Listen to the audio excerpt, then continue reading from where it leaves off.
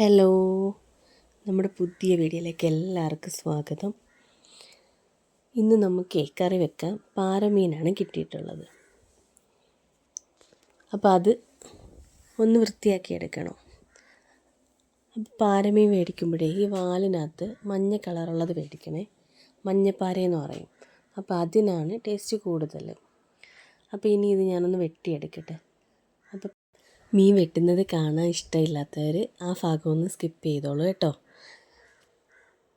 ആദ്യമേ പിച്ചാത്തി വെച്ചിട്ടാണ് ഞാനത് കട്ട് ചെയ്യാൻ നോക്കിയത്. അപ്പോൾ അതിൻ്റെ സൈഡിലെ മുള്ളിൻ്റെ അടുത്ത് ഭയങ്കര കട്ടിയെ. അങ്ങനെ പിന്നെ ഞാൻ കത്രിക എടുത്തിട്ട് രണ്ട് സൈഡും വെട്ടി മാറ്റിയിട്ട് അതിൻ്റെ ചിറകം വെട്ടിയിട്ട് തലയുടെ താഴെ വെച്ചിട്ട് ഒന്ന് വരഞ്ഞു കൊടുത്തിട്ട് തൊലി അങ്ങൂരി കളയുക ചെയ്തിട്ടുള്ളത്.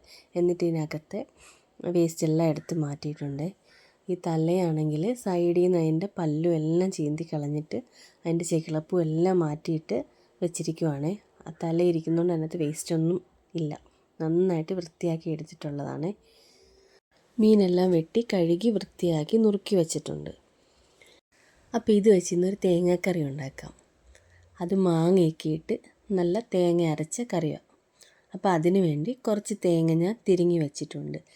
അപ്പോൾ ഇതിന് വേണ്ടി ഒരു വലിയൊരു മുറി തേങ്ങയാണ് എടുത്തിട്ടുള്ളത്. അത് മിക്സിയുടെ ജാറിലോട്ട് മാറ്റിയിട്ട് അതിലേക്ക് 2-3 കഷ്ണം ചെറിയ ഉള്ളി വൃത്തിയാക്കി വെച്ചിട്ടുണ്ട്. അതും ചേർത്ത് മഞ്ഞൾപ്പൊടി ചേർത്തു, 2 സ്പൂൺ മുളക് പൊടി ചേർത്തിട്ടുണ്ട്, കുറച്ച് ഉലുവാപ്പൊടി. ഇത്രയും ചേർത്ത് മിക്സിയിൽ നന്നായിട്ട് അരച്ചെടുക്കണേ. അപ്പോൾ ദാണ്ട് ഞാൻ നന്നായിട്ട് അരച്ചെടുത്തിട്ടുണ്ട്.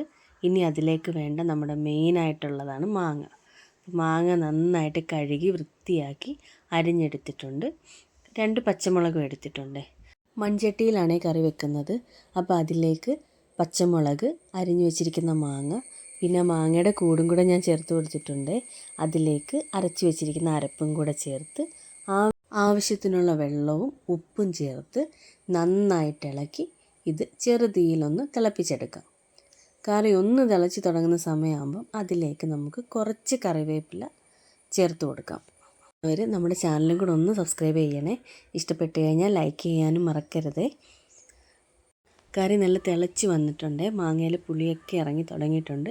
ഇനി ഈ സമയം നമുക്ക് മീൻ ചേർത്ത് കൊടുക്കാം. മീനിൻ്റെ കുറച്ച് ഭാഗം ഞാൻ വറുക്കാനായിട്ട് മാറ്റി വെച്ചിട്ടുണ്ട്. മീനെല്ലാം കറിയിലേക്ക് ഇട്ട് കൊടുത്തിട്ടുണ്ട്. ഇനി ഇത് ചെറുതീയിൽ കിടന്ന് ഈ മീനെല്ലാം ഒന്ന് വെന്ത് വരട്ടെ.